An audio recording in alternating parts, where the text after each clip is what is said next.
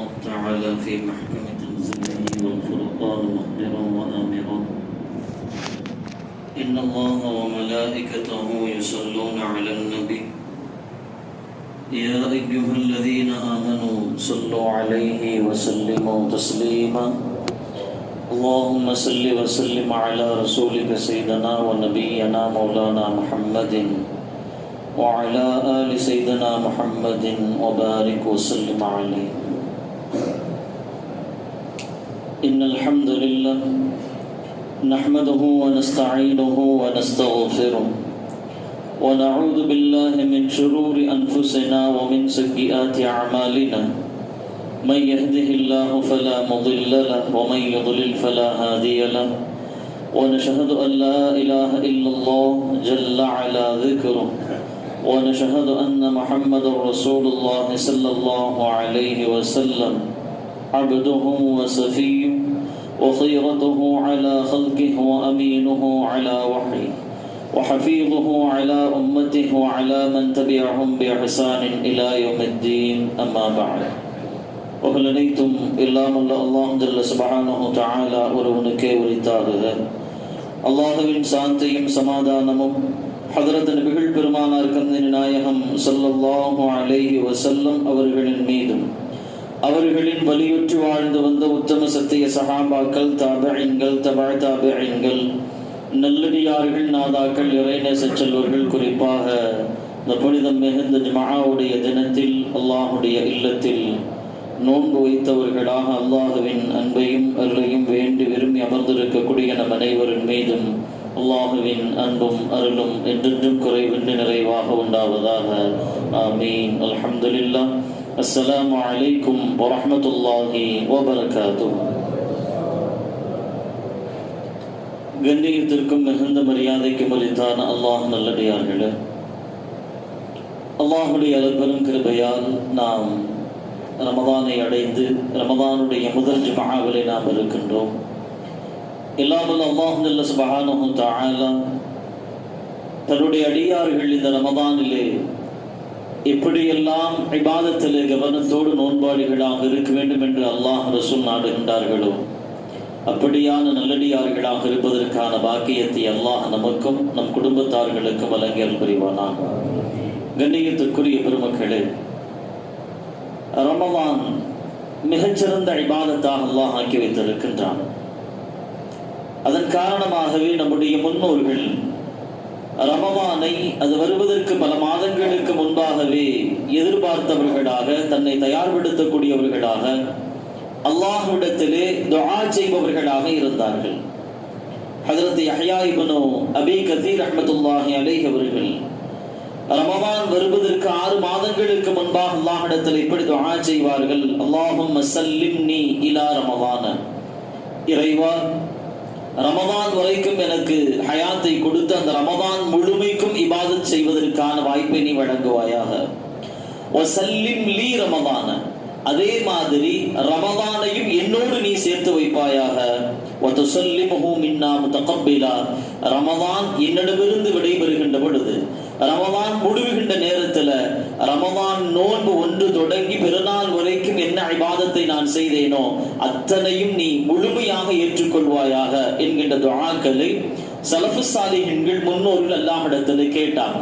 ஏன்னா ரமதானுடைய மகத்துவம் அப்படியானது.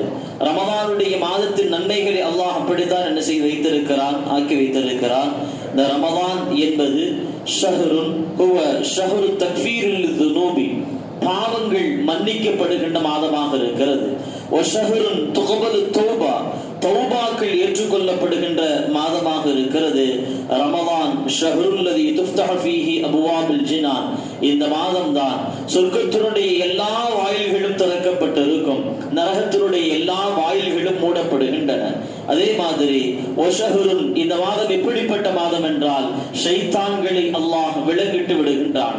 அதே மாதிரி வஷஹ்ருன் மன் சாமஹு ஈமானன் இஹ்திசாபா ஊஃபிர லஹு மா தகத்தம் மின் தம்பிஹி, இந்த மாதத்தில் யார் அல்லாஹ்வின் மீது முழு நம்பிக்கை கொண்டவர்களாக இந்த நோன்பு வைத்து அதே நேரத்தில் இரவு நேரங்களிலே அவர் கியாமுல் லைல் போன்ற வணக்கங்களை செய்கிறாரோ அல்லாஹ் அவற்றுக்கான எல்லா நன்மைகளையும் தருவதோடு அவருடைய முன் சென்ற சிறிய பாவங்கள் அத்தனையும் அல்லாஹ் இந்த ரமதானுடைய மாதத்திலே மன்னிப்பதாக பெருமானார் ஸல்லல்லாஹு அலைஹி வஸல்லம் அவர்கள் சொல்லி காட்டுகின்றார்கள். அதோடு மட்டுமல்ல, இந்த ரமதான் என்பது ஹுவ ஷஹ்ருல் லதி ஜஅலல்லாஹு அல் உம்ரத ஃபீஹி கஹஜ்ஜத்தின் மஅன் நபி ஸல்லல்லாஹு அலைஹி வஸல்லம். இந்த ரமதானுடைய மாதத்திலே உம்ரா செய்வது என்பது ஒரு ஹஜ் செய்வதற்கான நன்மைகளை அல்லாஹ் வழங்குகின்றார். வ ரமதான் ஹுவ ஷஹ்ருல் லதி ஃபீஹி லைலத்துல் கத்ர் ഖൈറും മിൻ അൽഫി ഷഹർ. 1000 மாதங்களை விட மிகச்சிறந்த புனிதமான லைலத்துல் கத்ர் இரவை தாங்கிய மாதமாக இந்த ரமதான் இருக்கிறது. அதோடு மட்டுமல்ல, இந்த ரமதானுடைய மாதம் என்பது குல்லு லைலத்தின் மின் லயாலிஹி உதகா மினன் நார். ரமதானுடைய ஒவ்வொரு இரவுகளிலும் அல்லாஹ் தான் நாடிய பல கோடிக்கணக்கான மக்களை நரகிலிருந்து விடுதலை பண்ணி அவர்களை சொர்க்கத்திற்குள் அனுப்புகின்ற மாதமாக இருக்கிறது. அல்லாஹ்வுடைய பொருத்தத்தை பெற்றுத் தருகின்ற, துஆக்களை ஏற்றுக்கொள்ளப்படுகின்ற, ரஹ்மத்தை தருகின்ற, இதுக்கும் மினன் நார் என்கிற நரக விடுதலையை தருகின்ற ஒரு பாக்கியம் நிறைந்த மாதமாக இந்த மாதம் இருக்கிறது. அல்லாஹ் இந்த மாதத்திலே நாம் ஆரோக்கியத்தோடு ஆர்வத்தோடு இபாதத் செய்வதற்கான வாய்ப்புகளை நமக்கு நிரப்பமாக வழங்கல் புரிவானாக. கண்ணியத்திற்குரிய பெருமக்களே, வரலாறுகளை பார்க்கிறோம். பெருமானார் ஸல்லல்லாஹு அலைஹி வஸல்லம் அவர்கள் சொல்லுவார்கள், குல்லு அமலி இப்னு ஆதம லஹு. ஆதமுடைய மக்கள் செய்கின்ற எல்லா அமல்களுக்கும் அல்லாஹ் என்ன செய்கின்றான்? நன்மைகளை வழங்குகின்றான். ஆனால் இந்த நோன்பிற்கு மட்டும் அல்லாஹ் சுப்ஹானஹு தஆலா அதற்கான கூலிகளை நோன்பாளிகளுக்கு அல்லாஹ் டைரக்டா நேரடியாக தானே வழங்குவதாக பெருமானார் சொன்னார். அதுக்கு 2 விதமான அர்த்தங்கள் இமாம்கள் சொல்லுவார்கள். மற்ற தொழுகையாக, ஜகாத்து, ஹஜ், இன்ன பிற தான தர்மங்கள், இன்ன பிற நல்ல காரியங்களுக்கான நன்மைகள் அத்தனையுமே அடியார்களுக்கு மலக்குகளின் மூலமாக வழங்கப்படுகின்றன. ஆனால் நோன்பிற்கான கூலி மட்டும் அல்லாஹ் தானாக முன்வந்து அவனே நேரடியாக வழங்குகின்றான். இல்லை என்றால் நோன்பாளிகளுக்கு கூலியாக அல்லாஹ் தன்னையே தருவதாக பெருமானார் ஸல்லல்லாஹு அலைஹி வஸல்லம் என்ன செஞ்சாங்க? நமக்கு சொல்லி காட்டினார்கள். கண்ணியத்திற்குரிய அல்லாஹ்வுடையார்களே, நோன்பு குறித்துண்டான பல்வேறு விஷயங்களை நாம் கேள்விப்பட்டு இருக்கிறோம். ஒரு சில விஷயங்களை சுருக்கமாக சொல்லி நான் நிறைவுக்கு வருகின்றேன். பெருமானார் ஸல்லல்லாஹு அலைஹி வஸல்லம் அவர்கள் சொன்னார்கள், மன் ஸாம யௌமன் மன் ஸாம யௌமன் ஃபீ சபீலில்லாஹ். அல்லாஹ்வுடைய பாதையில யார் நோன்பு வைக்கிறாரோ பஅதல்லாஹு மின்ஹு ஜஹன்னம மஸீரத மிஅத ஆமின். அல்லாஹ்வுடைய பாதையில ஒரு நாள் ஒருத்தர் நோன்பு வைத்தால் அல்லாஹ் அவருக்கும் நரகத்திற்கு மத்தியில 100 வருடங்கள் நடந்து சென்றால் எவ்வளவு தூரம் இருக்குமோ அவ்வளவு தூரம் அவருக்கும் நரகத்திற்கு மத்தியில அல்லாஹ் இடைவெளியை ஏற்படுத்துகின்றான், தூரத்தை ஏற்படுத்துகின்றான் என்றார்கள் பெருமானார் ஸல்லல்லாஹு அலைஹி வஸல்லம் அவர்கள். அதோடு மட்டுமல்ல, யார் இந்த ரமதானுடைய மாதத்துல அல்லாஹ்விற்காக வேண்டி இரவு நேரங்கள்ல கியாமுல் லைல் போன்ற வணக்கங்களை செய்கின்றார்களோ அல்லாஹ் சுப்ஹானஹு தஆலா குர்ஆனிலே சொல்லுவதை போல அல்லாஹ்வுடைய முஃமின்கள், நல்லடியார்கள் இரவு நேரங்களிலே விழித்திருந்து அவர்களின் படுக்கைகளில் இருந்து எழுந்து அவர்கள் தஹஜ்ஜத் போன்ற வணக்கங்களை செய்வார்கள். அப்படிப்பட்ட அடியார்களை நான் பிரியப்படுகிறேன் என்று அல்லாஹ் குர்ஆனிலே சொல்லுகின்றானே, அந்த பிரியத்தை பெற்ற நல்லடியார்களாக இந்த இரவு நேரங்கள்ல, ரமதானுடைய நேரங்கள்ல தஹஜ்ஜத் போன்ற வணக்கங்களை செய்கின்ற மக்கள் அல்லாஹ்வுடைய பாசத்தை, அல்லாஹ்வுடைய நேசத்தை பெறுவதாக நாம் என்ன செய்கின்றோம்? நாம் பார்க்கின்றோம். அதோடு மட்டுமல்ல, சஹாபாக்கள் பல நேரங்கள்ல பல்வேறு விதமான இபாதத்துகளை பெருமானாரிடத்தில் தொடர்ந்து கேட்பாங்க. யா ரசூலல்லாஹ், எனக்கு சில இபாதத்துகளை நீங்கள் அறிவியுங்கள், நான் அதை வாழ்க்கை முழுமைக்கும் என்ன செய்ய வேண்டும், நான் பின்பற்ற வேண்டும் என்பதாக கேட்பாங்க. அப்படியாக ஹஜ்ரத் அபூ உமாமா ரலியல்லாஹு அன்ஹு அவர் என்ன செய்யறாங்க? பெருமானாரிடத்தில் வருகின்றார்கள். எப்ப? ஸல்லல்லாஹு அலைஹி வஸல்லம் சஹாபாக்கள் அத்தனை பேரையுமே நீங்க போருக்காக வேண்டி கிளம்புங்கள் என்று சொல்றாங்க. போருக்காக வேண்டி என்ன செய்யறாங்க? கிளம்பும் போது ஹஜ்ரத் அபூ உமாமா ரலியல்லாஹு அன்ஹு அவங்க பெருமானாரிடத்தில் இப்படி கேட்பாங்க, உதுல்லாஹ லி அஷ்ஹாதத. இந்த போரில் கலந்து கொண்டு நான் ஷஹீதாக வேண்டும், நான் இறப்பதற்கு நீங்கள் துஆ செய்யுங்கள் யா ரசூலல்லாஹ் என்று சொல்லுவாங்க. பெருமானார் இப்படி துஆ செய்வாங்க, அல்லாஹும்ம ஸல்லிம்ஹும் வகன்னிம்ஹும். இறைவா, இவர்களுக்கு நீ வெற்றியை தருவாயாக, இந்த போர்ல நிறைய கனிமத் பொருள்களை இவர்களுக்கு வழங்குவாயாக என்று திரும்ப 2வது தடவை போருக்கு போகும்போது பெருமானாரிடத்துல, யா ரசூலல்லாஹ், இந்த யுத்தத்தில் நான் ஷஹீதாக வேண்டும், நீங்கள் எனக்கு துஆ செய்யுங்க. பெருமானாரும் அதே மாதிரி துஆ செய்வாங்க. அவர்கள் வெற்றியோடு திரும்பி வருவாங்க. 3வதும் அதே மாதிரி போருக்கு போகும்போது ஹஜ்ரத் அபூ உமாமா கேட்பாங்க, யா ரசூலல்லாஹ், நான் இந்த போரில் ஷஹீதாக வேண்டும், துஆ செய்யுங்கள். பெருமானார் அல்லாஹும்ம ஸல்லிம்ஹும் வ கன்னிம்ஹும் என்று துஆ செய்து அனுப்புவாங்க. அப்ப ஹஜ்ரத் அபூ உமாமா ரலியல்லாஹு அன்ஹு அவர்கள் 3வது போர் முடிந்து வந்ததற்கு பின்பாக பெருமானாரிடத்தில் இப்படி கேட்பாங்க, முர்னி பிஅமலி, எனக்கு ஒரு அமலை நீங்கள் ஏவுங்கள். அந்த அமல் மிகச்சிறந்த அமலாக இருக்க வேண்டும். அந்த அமலை என் வாழ்க்கை முழுமைக்கும் நான் தொடர்ந்து செய்து கொண்டே இருக்க வேண்டும் என்று சொன்னபோது, அலைக்க பிஸ்ஸியாம், உன்னை நான் நோன்பு வைக்குமாறு நான் ஏவுகின்றேன். ஃபஇன்னஹு லா மிஸ்ல லஹு, நோன்பிற்கு நிகரான வேறு எந்த இபாதத்தும் கிடையாது. எனவே நீ என்ன செய், அதிகமான நோன்புகளை நீ நோற்றுக்கொள் என்றார்கள். ஹஜ்ரத் அபூ உமாமா ரலியல்லாஹு அன்ஹு பெருமானார் ஸல்லல்லாஹு அலைஹி வஸல்லம் அவர்கள் இந்த வார்த்தையை கேட்டது தொடங்கி ஹஜ்ரத் அபூ உமாமா ரலியல்லாஹு அன்ஹு அவர்களுடைய மனைவியும் ஒரு நாள் விட்டு ஒரு நாள் தொடர்ந்து அவர்கள் நோன்பு வைக்கக்கூடிய பழக்கங்களாக இருந்தது. ஒருவேளை பகலுடைய நேரங்கள்ல அவர்களுடைய வீடுகள்ல அடுப்பு இருந்து புகைகள் வந்தால் பக்கத்து வீட்டுக்காரர்கள் புரிந்து கொள்வார்களா, அபூ உமாமா ரலியல்லாஹு அன்ஹு வீட்டுக்கு விருந்தினர்கள் வந்திருக்கிறார்கள், எனவே அவர் விருந்து சமைக்கிறார் என்று அவர்கள் புரிந்து கொள்வார்களா? இப்படி நீண்ட காலங்கள் நோன்பு வைத்துக் கொண்டே இருக்கிற அபூ உமாமா ரலியல்லாஹு அன்ஹு அவர்கள் அடுத்து வந்து கேட்கின்றார்கள், யா ரசூலல்லாஹ், நான் தொடர்ந்து நானும் என் மனைவியும் நோன்பு வைத்துக் கொண்டே இருக்கிறோம். இப்பொழுது ஃபமுர்னி பிஅமலின் ஆகர், வேறு ஒரு அமலை கொண்டு நீங்கள் எனக்கு ஏவுங்கள். நான் நோன்பை போடு என்ன செய்யணும், நான் தொடர்ந்து இதே மாதிரி இபாதத் செய்யணும். பெருமானார் ஸல்லல்லாஹு அலைஹி சொன்னாங்க, யஅலம் அன்னக லன் தஸ்ஜுத லில்லாஹி சஜ்தத்தன் இல்லா ஃபஅல்லாஹு பிஹா லக தரஜத்தன் வ ஹத்த அன்க கதீஅத்தன், நீ அதிகமாக சஜ்தா செய்கின்ற வழக்கத்தை ஏற்படுத்திக் கொள். அபூ உமாமா ரலியல்லாஹு அன்ஹு அவர்களும் அவருடைய மனைவியும் என்ன செய்கிறார்கள் என்று சொன்னால், பகலெல்லாம் நோன்பு நோக்கிறார்கள், இரவெல்லாம் கியாமுல் லைல் போன்ற வணக்கங்களை தொடர்ந்து தொழுது கொண்டே இருக்கிறார்கள். ரமதானுடைய நேரங்களில், ரமதான் அல்லாத பல்வேறு நேரங்களில் என்ன செய்கிறாங்க, தொடர்ந்து தொழுது கொண்டே இருக்கிறார்கள் என்பதை நாம் பார்க்கிறோம். கண்ணியத்திற்குரிய அல்லாஹ்வினடியார்களே, பெருமானார் அந்த சொன்ன வார்த்தை நம் கவனத்தில் எடுத்துக்கொள்ள வேண்டிய வார்த்தை. இந்த நோன்பிற்கு நிகரான வேறு எந்த இபாதத்தும் கிடையாது.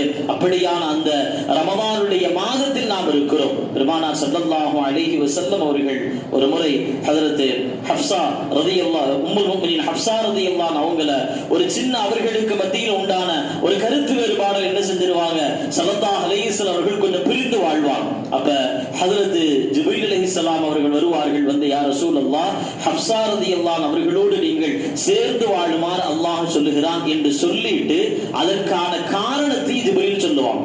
என்ன காரணத்திற்காக வேண்டி ஹஃப்ஸாவோடு நீங்கள் சேர்ந்து வாழ வேண்டும் என்று அல்லாஹ் சொல்கிறான் தெரியுமா?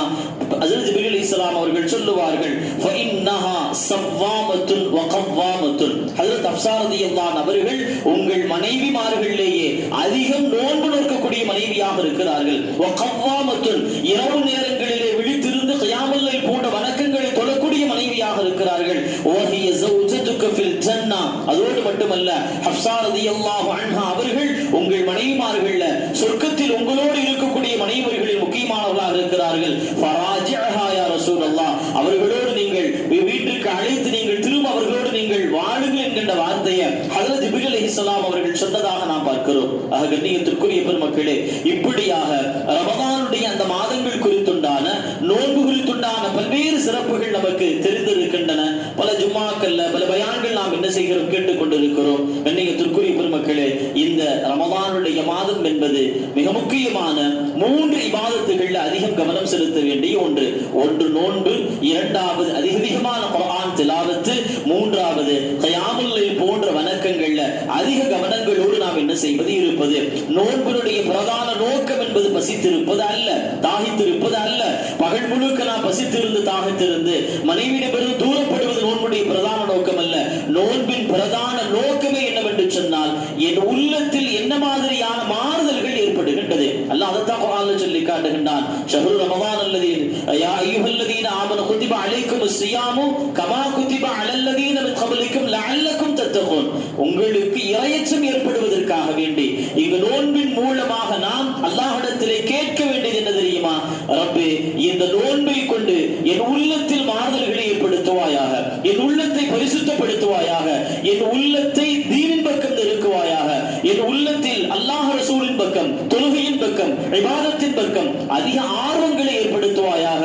ரமலானுடைய இந்த நோன்பினுடைய பிரதான பிரதிபலிப்பு என்பது பகல் முழுக்க பசித்திருப்பதாலோ பகல் முழுக்க தாகித்திருப்பதாலோ இறைவனுக்கு எந்த பிரயோஜனமே அல்ல. பெருமானார் அதைத்தான் சொன்னாங்க, எத்தனையோ நோன்பாளிகள் பசித்திருக்கிறார்கள், தாகித்திருக்கிறார்கள், அதனால் அல்லாஹ்வுக்கு எந்த பிரயோஜனம் கிடையாது.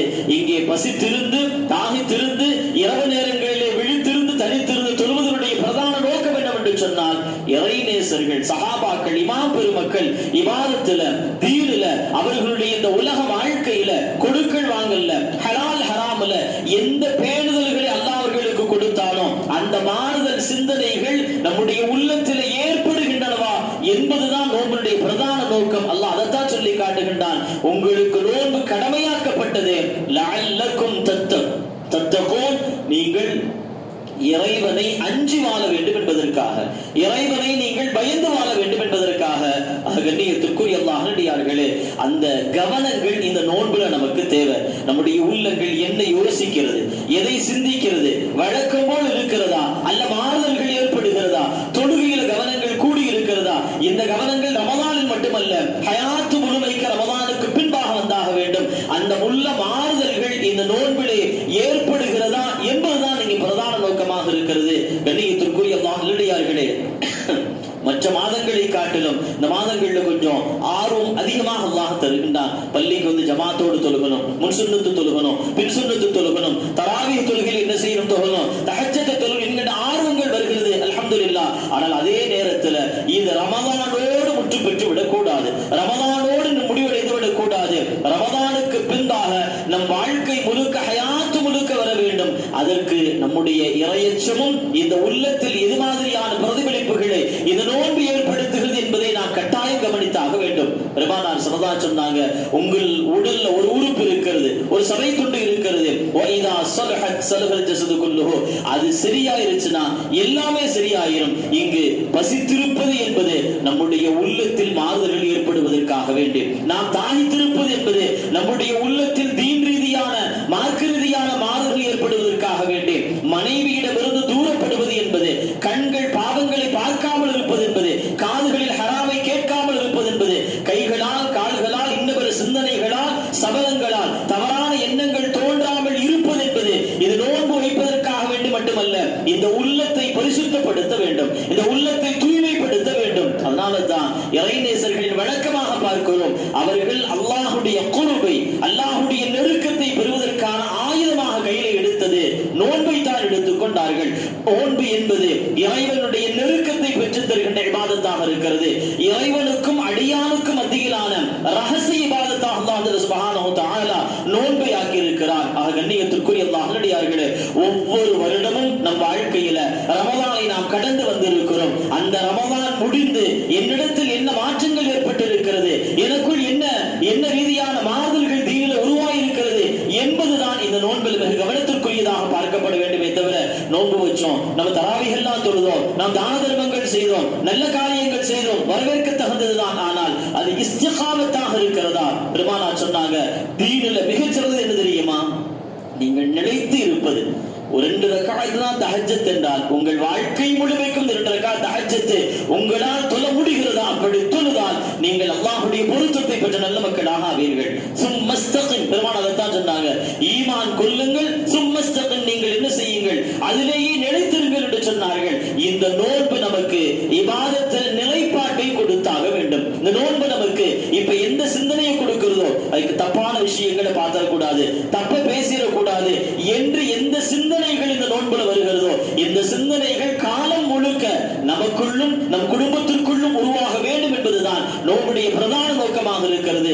சஹருடைய உணவுல, இஃப்தாருடைய உணவுல, மற்ற விஷயங்கள்ல நோன்புக்காக வேண்டி கவனம் எடுக்கிற அதே நேரத்தில் என் உள்ள ரீதியான என்ன மாற்றங்கள் ஏற்பட்டு இருக்கிறது என்பதுதான் இங்கே பார்க்கப்பட வேண்டிய விஷயமாக இருக்கிறது. கண்ணியத்திற்குரிய பெருமக்களே, நோன்புடைய ஆரம்பத்தில் நாம் இருக்கிறோம். அல்லாஹ்விடத்துல அதிகமாக கேட்போம். இது துஆக்கள் ஏற்றுக்கொள்ளப்படுகின்ற மாதமாக இருக்கிறது.